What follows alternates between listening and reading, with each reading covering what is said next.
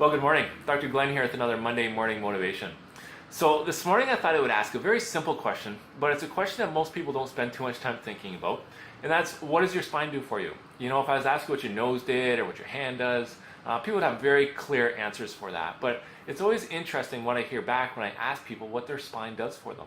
I hear answers like, well, it's what allows me to move through the day, what allows me to keep an upright posture, it's what my arms or other muscles or organs attached to, allows me to bend and twist and move through the day.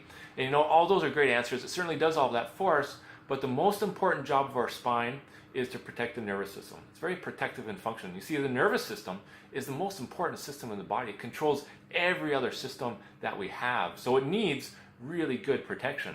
Now, if we split that nervous system apart, we'll start with the brain. Brain is by far the most important part. It's like the control center for the nervous system. And because of that, it gets that hard, bony skull wrapped around it. And the skull doesn't do too much more for us other than protects the brain. There's no real movable joints in there. And the reason for that is it just wants to protect that vitally important brain.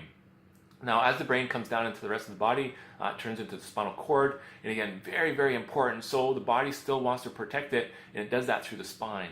Now, unlike the skull, the spine is actually made up of 25 distinct bones of vertebrae, and they all have joints between them. And this is fantastic because this allows us now to bend and twist and turn and actually move around in our environment while still protecting the nervous system.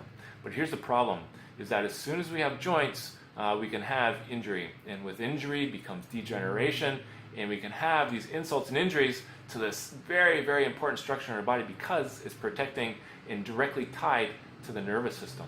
Now, even more damaging than that is the fact, I think, that we can't see the spine. You see, if your teeth are degenerating and browning and just absolutely looking terrible because we're not taking care of them, we do something about it because they're right there. It's part of our hygiene. Unfortunately, your spine can be rotting away inside of us, and we just don't know it. And we don't look at it, we can't see it, so we're not aware of what's happening with our spine. So here's the question I have for you is, one, how do you know how healthy your spine is, and what do you do to keep your spine healthy? I brush my teeth 3 times a day. I floss every single day to keep my teeth healthy, and they could completely rot out of my head.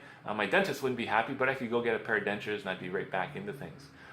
If your spine starts to rot out, we don't have the same kind of solutions for you. So it's very, very important that we keep our spine healthy, but how do we do that? And that's what I want to get into over the next couple videos that we do. You know, yesterday was World Spine Day, and it's the job of all chiropractors across the country to really start educating people and make sure they understand how vitally important it is to keep our spine healthy. There's things like nutritional impacts that can impact our spinal health. Definitely movement, stress, and emotional is never given enough credit in terms of its effect on our spine and spinal hygiene. So for this week, what I want you to do is just start thinking about, what do I do each day to actually make sure that I'm keeping a healthy spine, and how do I know if my spine is healthy or not? I want you to think about that for this week, and next week we're going to come back with some very specific tips and tricks to make sure that, one, you're keeping your spine healthy, and secondly, to make sure you know how to know if your spine is healthy or not. Have a wonderful week contemplating those thoughts, and I'll see you next Monday morning.